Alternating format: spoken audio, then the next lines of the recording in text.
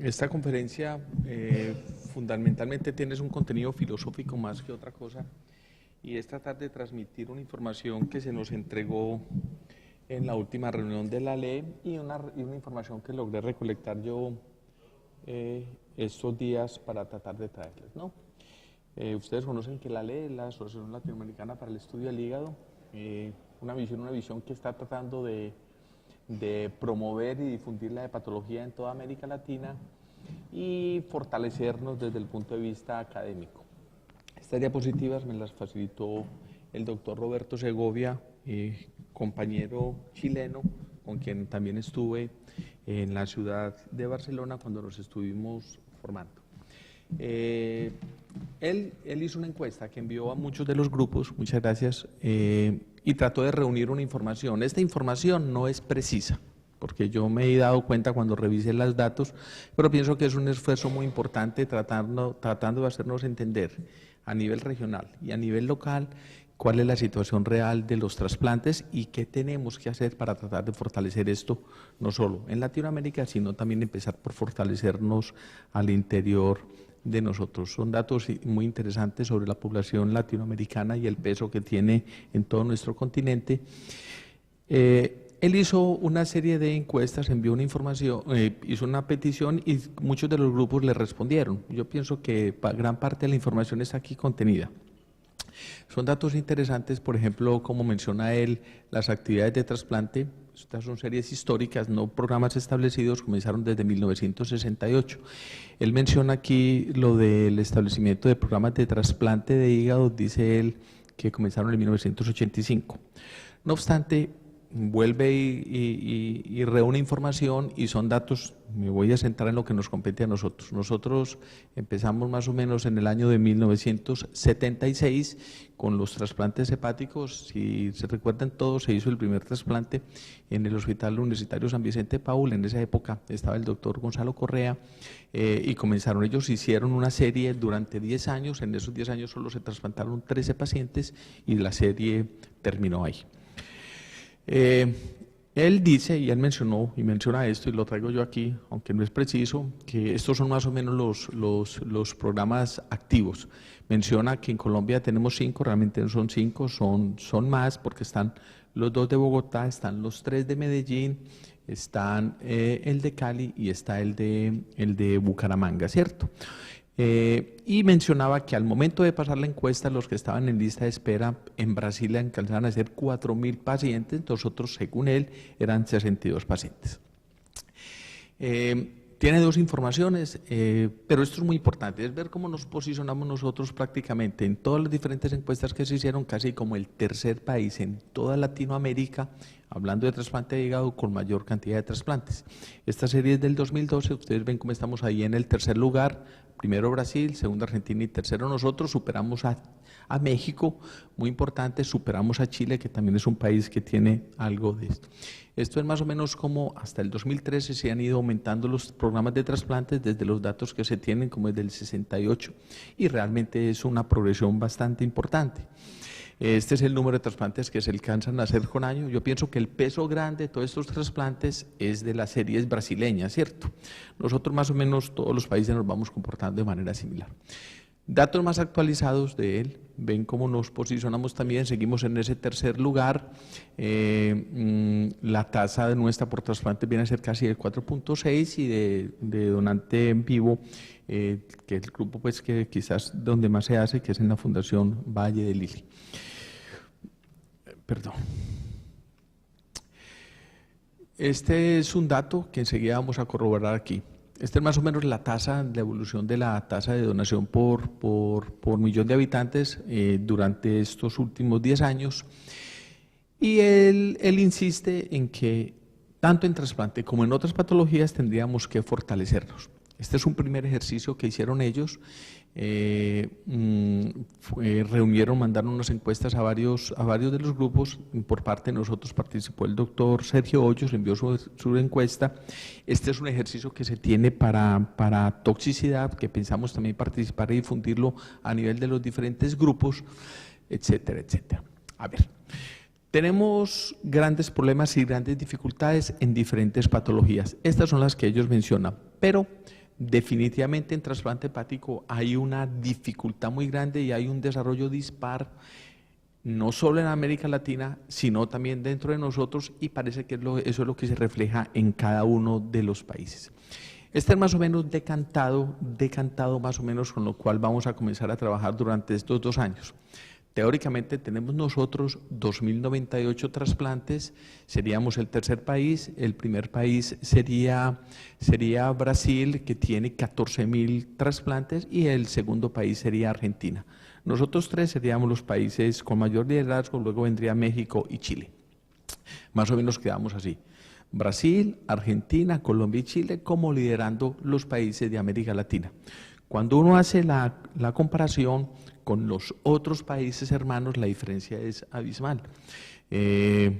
Bolivia, Perú, Paraguay y Ecuador. En Perú hay una profesora que está muy activa. Yo pienso que Perú es un país que se va a desarrollar rápidamente, pero estas son las dificultades que se tienen en los otros países hermanos. Por eso se creó ese programa Intermed, que supongo que ya el doctor Beltrán les ha comentado, seguramente en estos próximos 2 años trataremos de desarrollar, que es un programa de transferencia. Muchos de los que estén aquí, si no trabajan en trasplantes o que desean trabajar, se va a hacer como impulsar de nuevo todos los programas de trasplante. También lo vamos a tratar de hacer al interior del país. Las asociaciones que nos van a colaborar son la americana, la europea, y centros y hospitales como es la Mayo Clinic y el Clinic de Barcelona. Se consiguieron unos líderes a nivel de las asociaciones, a nivel de los hospitales, que van a tratar de fortalecer todo este proyecto que se tiene para estos próximos 2 años. Este primer año que termina pues el gobierno, como lo llaman ellos, de los chilenos, ya luego pasan los dominicanos, y como les mencionaba o hablábamos ayer con el doctor Beltrán, ya la sede de ALE quedó definitivamente en Chile para tratar de facilitar todos los problemas desde el punto de vista fiscal, etcétera. Se van a desarrollar de esta manera los diferentes países y vamos a tratar de impulsar con estas asociaciones y con estos centros el desarrollo de los programas y lograr hacer esto. Ahora metámonos localmente. Localmente estamos en la misma situación. Ustedes saben, los que no lo conocen, de pronto que no estén, que tenemos 6 regionales. Está la Regional 1 que lidera Bogotá, la Regional 2 que lidera Medellín, la 3 que es Cali, 4 Bucaramanga, Atlántico que lidera Barranquilla y Neiva. Traten de acordarse más o menos de los sitios y traten de hacer los siguientes análisis para que vean cómo ese reflejo de América Latina es el reflejo que pasa a nivel de los diferentes regionales. Ustedes pueden ver aquí lo que se llama el porcentaje de aceptación y negativa familiar. Ayer comentaba con uno de los compañeros que el problema de la donación es difícil, pero miren esta realidad de nuestro país. Mientras en la Regional 2, que es la regional donde está Antioquia, la aceptación de donación es del 82%, lo que pasa en la Regional 5, la aceptación de donación apenas es del 23%.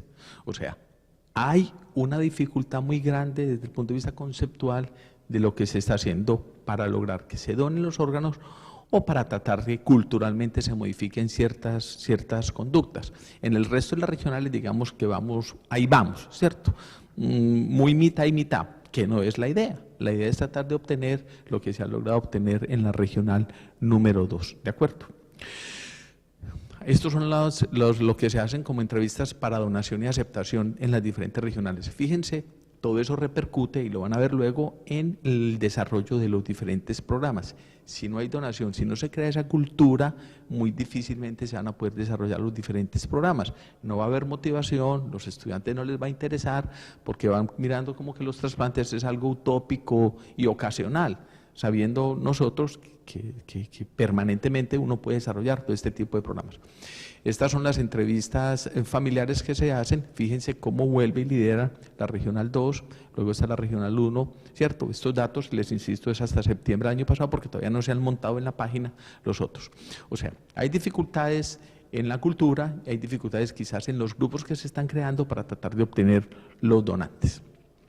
Ustedes ven más o menos la diferencia también en lo que es la donación que se llama efectiva, luego lo que se llama la donación real, y cómo, fíjense aquí, por ejemplo, cómo es la diferencia entre 2013 y 2014. Fíjense aquí, mientras por ejemplo en la Regional 2 se logró un crecimiento más o menos del 2.2%, hubo un decrecimiento en Bogotá inmensamente grande, casi del 32%, y eso repercute en el desarrollo de los diferentes programas. Si uno mira Barranquilla, realmente es la estadística, uno dice, uy, crecieron demasiado, crecieron un 50%, pero realmente es pasar de 2 prácticamente a 3. Listo. Esta es más o menos la tasa de donación por millón de habitantes. Fíjense cómo en la Regional 2 es cercana al 30%, ¿de acuerdo? ¿Cierto? Que es al 30 por millón de habitantes, que es cercano a lo que se obtiene en Barcelona. Y vemos, por ejemplo, en la Regional donde lidera Barranquilla, apenas es del 2.9. Eso es un problema inmensamente grande. Si no hay donantes, si no hay cultura de la donación, es improbable que los pacientes, que los grupos se logren desarrollar. Estos son datos más o menos. Esta es la lista de receptores para trasplante hepático. Esto es sacado del Sistema Nacional de Información de Donación y de Trasplantes que hay. Nosotros teóricamente a septiembre del año pasado teníamos en el país 115 pacientes en lista.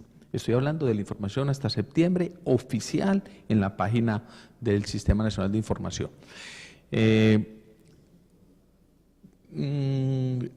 Esto es más o menos los datos que se tienen y la comparación que se hace de los diferentes órganos en 2 años diferentes. Digamos que en hígado nos hemos comportado en los últimos 2 años más o menos 130 pacientes se logran trasplantar por año en los diferentes grupos. Cuando uno mira las diferentes IPS, esta es la información que ya habíamos contrastado hace unos días con Adriana, que pronto no es el reflejo exacto de lo que pasó en el último trimestre aquí en Bogotá, pero esta más o menos sería la situación real de las diferentes IPS en el país en lo que hace relación a trasplante de hígado. Ustedes pueden ver, la Fundación Valle del Lili sigue liderando, en ese momento tenían 25 donantes cadavéricos, seguía el Hospital Pablo Tobón y seguía centros especializados en Río Negro. La Fundación Cardioinfantil, entiendo que en el último trimestre del año pasado tuvo un crecimiento alto, pero esta es más o menos la realidad que se tiene. Donante vivo sigue liderando en la Fundación Valle del Lili, pero esta es más o menos la situación que se tenía hasta la última información que tuvimos nosotros y que logramos contrastar. En donantes de menores de años, de 18 años, sin lugar a la duda, la Fundación Valle del Lili lidera porque lleva muchísimo tiempo haciendo lo que es el donante vivo relacionado y esta es más o menos la situación real que se tiene en el país y estas son las diferentes IPS. Nosotros en la Regional Antioquia, que es un grupo, estos grupos que hacen procuración son muy activos, nos pasan periódicamente, yo supongo que también lo pueden pasar aquí, un infograma en donde nos ubican a los que lideramos los diferentes programas en la situación real y tratamos de hacer correctivos. Por ejemplo, ahora comenzamos una nueva campaña, teniendo la tasa de donación más alta del país, volvimos a establecer una campaña que está costando muchísimo dinero, ¿cierto?, para tratar de motivar y no dejar que se nos caiga la donación, porque seguimos pensando, sigue siendo pilar fundamental. Ya hay diferentes focos de desarrollo, hay hepatólogos ya que se han ido distribuyendo por diferentes sitios del país que son capaces de liderar y construir programas de trasplante hepático. Pero si muchos de los de aquí están jóvenes y todo, esto no es como que de vez en cuando, como que voy a hacer. Esto es una dedicación de 24 horas al día, 365 días al año. Cuando uno está solo es muy difícil, cuando uno ya tiene otro compañero se facilita, pero si uno logra juntar un equipo, que sean 3 o 4, con 2 o 3 cirujanos, uno es capaz de fortalecer y desarrollar un programa de trasplante hepático que pienso yo es la función o es uno de los objetivos primordiales de cualquier unidad de hígado que se construya en el país, porque el objetivo final de los pacientes que no logran superar su hepatopatía con los tratamientos que actualmente tenemos, tienen una opción muy importante que es poder ser trasplantados, como pienso yo, en diferentes sitios, en diferentes lugares, siempre y cuando se fortalezca no solo el equipo humano que va a trabajar con los receptores, sino fortalecer grupos importantes que optimicen la donación. Muchísimas gracias. Correstre